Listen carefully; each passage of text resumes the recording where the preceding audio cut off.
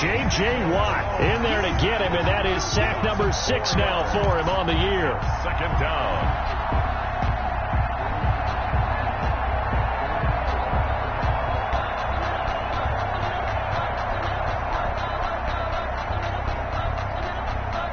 So after the sack, here's 2nd and 14.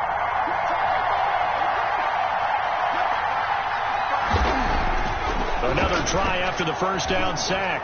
Jones, and he will take it on in for a Giant touchdown. Complete to number Evan Ingram, his 4th touchdown on the year. And the Giants have taken the lead.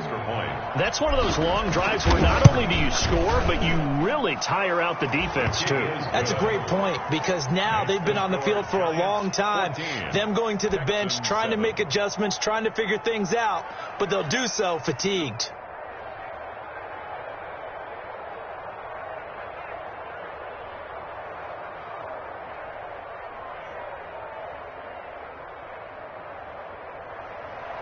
Aldrich Rosas to kick off for the Giants.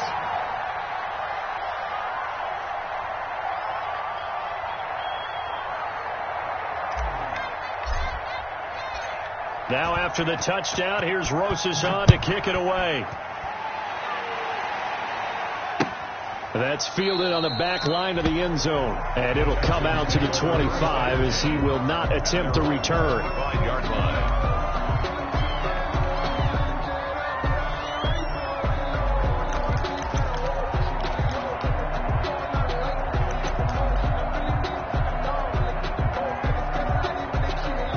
Houston's offense already at the line, set to get going. The partner just looking at some of the struggles they've had this season. The playoffs are not in their future. As they start to peer toward the offseason, what moves might they make? I think the running back position, and I know we talk all the time about the NFL being a passing league, but the teams that run the ball effectively, they're the ones that go deep into the playoffs and go to the Super Bowl. They have to upgrade here. And you and I both know in recent years in the draft, people have shied away from taking a runner early, but if there's that special one there, I say they go get him. Now that'll be tipped and intercepted. Picked off by Sidney Jones. And his guys are going to get the football at the 37-yard line. They'll take second straight drive now here, Charles, that have ended with an interception. And I just wonder, because I don't think it's going to rattle him necessarily, but I also wonder if it's going to unnerve him a little bit. Does it lead to another one? Or does he find a way to pull it together and become sharp again? He's going to fire one deep over the middle. And he's got it. Touchdown, Giants. Darius Slayton with his 2nd touchdown in this opening quarter. And the Giants are able to add on to their lead. Still first quarter, 2 receiving touchdowns for him. How are they going to slow him down? I think they're thinking about altering their game plan. Whatever they came in with, now maybe you switch a better cover guy to him. Or you make sure you have more people in his general area wherever he lines up to at least try and discourage them from throwing the ball to him. Texans take over 1st and 10 at their own 25-yard line.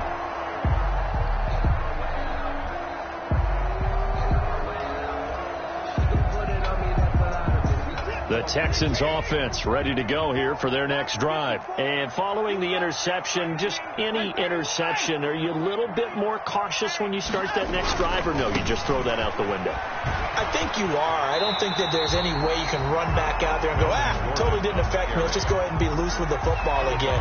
You're going to take care of it, but you have to be careful about being too cautious because now you can't run any offense at all. Still want to attack. We'll see how they attack them here. Here's 2nd and 7 now from the 28. Watson now to throw. And his throw here's incomplete. Will Fuller was the intended target. And now it's 3rd down. Well, they've got man coverage on the outside, and my scouting report on these DBs tells me that they love to take matters in their own hands. They want man coverage, not zone. And there was good coverage there that forced the incompletion. And he can't get away from the pressure. The Giants get there. Tyus Bowser able to record his 5th sack of the season. Well, someone's been up to the task so far in this game. They are already up a couple of scores, Brandon, and guess what? I think they're just going to pin their ears back now and get upfield and get after the quarter. Looking up into the roof, and he muffs it. It's loose. And the Texans scoop it. Was hoping to make a play there on the return with his speed. Instead, he makes a play for the other side. Yeah, and how many times have we heard coaches say, you know, sometimes it's not really about those X's and O's we draw up. It's about those Jimmies and Joes. And when you have a punt returner, he's one of those Jimmies and Joes, one of the best athletes. He's unable to make the play that they were seeking, though. Escaping the pressure right. Throw complete right side to Cooks. And able to get him down, but he does reach the 5. That puts him in excellent position, first and goal after a gain of 19.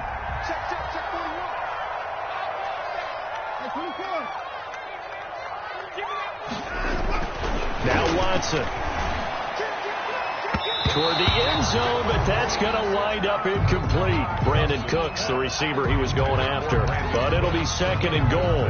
From the snap, he certainly looked like he knew where he wanted to go with the ball, but surprise, that guy was covered. So that took his attention elsewhere to no avail. Second down and goal. Watson, and that's incomplete. A lot of times it's that first read that you have. Maybe you get it in pre-snap. He locked in on his target, but he was covered quite well, and that one's incomplete. What a stand this would be if they can get the stop here. Third and goal. Watson going to try and run it. And they'll be driven back here, losing yardage to the 10-yard line. Boy, that's a 5-yard loss. Fourth down now.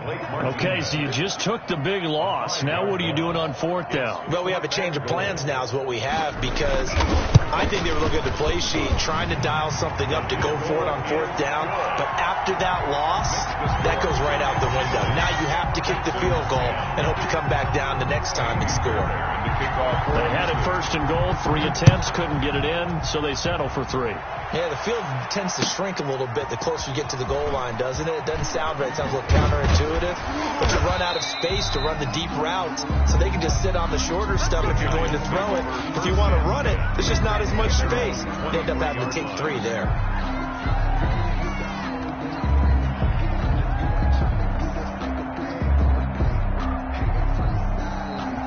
The Giants offense at the line, ready to begin their next drive.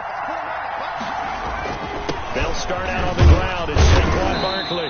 And he'll get this one up to the 26. A gain of 3, second down.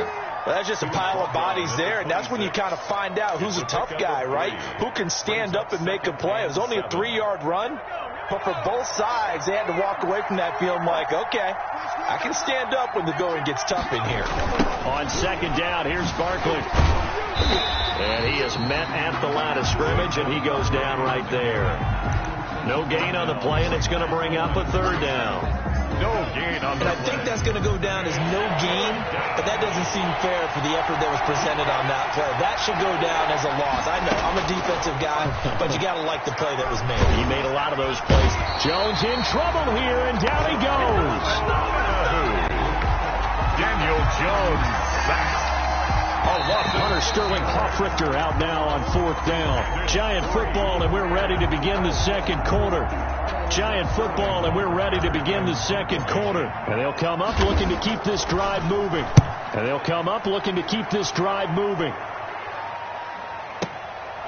It's taken to the 26. A very good return there. Give him an even 20 yards. And the Texans will take over with a 1st and 10.